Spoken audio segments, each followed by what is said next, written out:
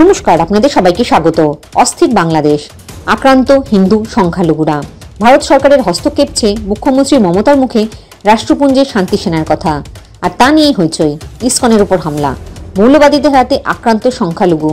মমতা বন্দ্যোপাধ্যায়ের বক্তব্য এবং ভারতের অবস্থান নিয়ে প্রতিরক্ষা জানিয়েছে বাংলাদেশ। অন্তর্বর্তী সরকারের বিদেশ বিষয়ক উপদেষ্টা মোহাম্মদ তৌহিদ হোসেন বিবৃতি দেন, শান্তি সেনা পাঠানোর প্রস্তাবকে খানিক খোঁচা দিতে ছাড়েননি। পিস কিং ফোর্স ইউনাইটেড নেশনের একটি বৃহৎ বাহিনী, বিশ্বে শান্তি এবং স্থিতাবস্থা কায়েম করার লক্ষ্যে কাজ করে থাকে এই বাহিনী। সংঘর্ষ মোকাবিলা, নাগরিকদের নিরাপত্তা, শান্তি স্থাপনে শান্তি সেনার মূল লক্ষ্য। বিশ্বের 124টি দেশের মোট 91,000 ট্রুপ পুলিশ শান্তি সেনার সঙ্গে কাজ করে।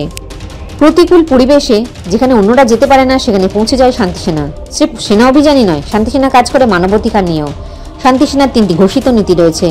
প্রথমত, কোনো দেশে শান্তি সেনা পাঠানোর আগে সংঘর্ষ জড়িত দুই পক্ষের অনুমতি প্রয়োজন হয়, স্বাধীনভাবে কাজ করার ক্ষমতা দিতে হয়।